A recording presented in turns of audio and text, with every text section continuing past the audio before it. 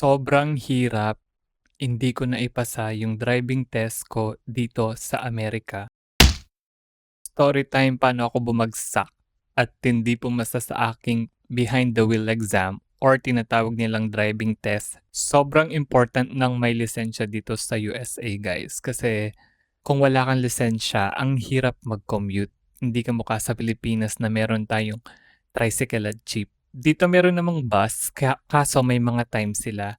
So kapag emergency, hindi talaga siya maaasahan. So kailangan mo ng license. Lalo na kung meron kang work, school, or mag-grocery. And yung pagkakaroon ng lisensya dito or pagmamaneho, hindi siya yung gusto mo lang. Kailangan talaga siya. So guys, umpisahan natin tong story time na to kung paano ba kumuha ng driver's license dito sa state namin. So, nasa Washington State pala kami guys. Iba-iba yung process every state. So, yung sasabihin ko dito ay based lamang sa aking experience dito sa state. So guys, dito sa Washington State, yung ah, written exam or knowledge exam na tinatawag nila, meron siyang 40 items. At least dapat maka 80% ka, which is 32. So yung naging result ng aking exam, sakto lang siya guys.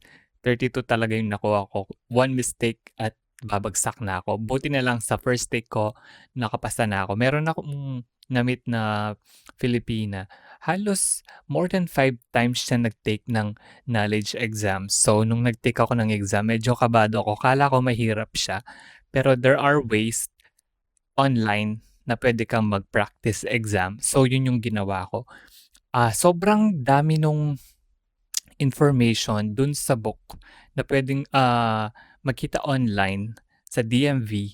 Sobrang kapal niya. I mean, sobrang like 100 pages, ganun siya. So, yung ginawa ko guys, merong website to practice your exam or knowledge exam online. Kung gusto nyong malaman kung anong website yung ginamit ko to practice knowledge exam, comment lang kayo dyan and magre-reply na lang ako. Then yun guys, after ko maipasa yung knowledge exam, so nagpunta ako ng DMV para magpa-take ng picture and fingerprints and i-check din nila yung eyesight nyo, ganun. And at that time guys, kakakasal lang namin and gusto kong palitan yung aking pangalan sa aking lisensya. So nagbigay lang ako ng marriage certificate. Meron din akong mga napagtanungan na kapag wala ka daw green card, hindi ka makakapag-apply ng lisensya. For me guys, hindi siya totoo kasi on the process pa lang yung akin green card and wala pa akong green card ngayon.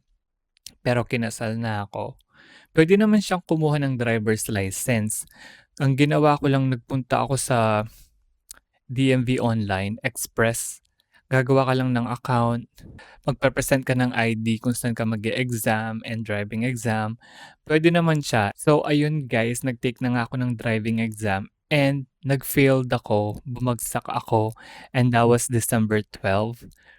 Yung reason why na bumagsak ako kasi before that day, puyat ako and wala akong tulog kasi yung aso namin nagka-diarrhea and natatakot akong tumae-tae siya dito sa bahay. So, I was awake the whole night and then wala akong tulog that day na nag-take ako ng exam kaya ako bumagsak. So, yung naging score ko is below 80 siya. So, up to 100 yun eh. Kailangan maka-80 ka at least, ganun. So, bumagsak nga ako. And then, ano ba yung mga mistake na nagawa ko? Na-hit ko yung curve bago ako lumabas nung driving place kung saan ka magte-take na exam. Lalabas pa lang ako ng road, tinamaan ko na yung curve or yung edge nung road. And then, ano pa ba yung mga naging minus points ko doon? Kailangan mong i-follow yung speed. Yung pagdadrive ko super bagal. And then, make sure na yung pagpa-park on hill, kahit sobrang baba lang nung hill, kailangan mo siyang i-park on hill, yung brake, yung wheels, i-turn mo sa left or right kung pababa siya or pataas.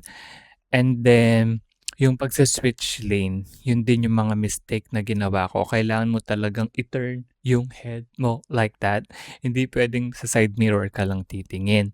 So, ayun na nga guys, after kong bumagsak talaga, pagka-uwi ng bahay, nag-book agad ako ng another driving exam kasi guys, ang hirap nga ng walang lisensya dito. And then after kong mag-book, I remember malapit yun ng Pasko, sabi ko, dapat maipasa ko na 'to para Christmas gift ba, gano'n.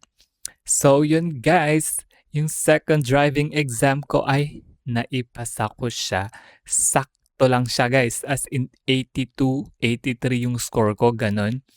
And then may mga mistake ulit ako na nagawa kaya hindi ko siya na-perfect.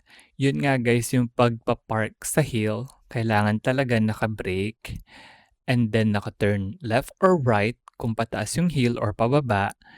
And then yung paatras guys ng car, yung pag-atras ng car kailangan pala naka-signal light ka 'pag i-aatras yung kotse. So, ano pa ba yung aking mga mistake? Ayun nga guys, yung main problem ko is mabagal talaga ako mag-drive even in the Philippines. So, yung speed kailangan yung i-follow yung speed. Huwag kang lalagpas, huwag din sobrang bagal.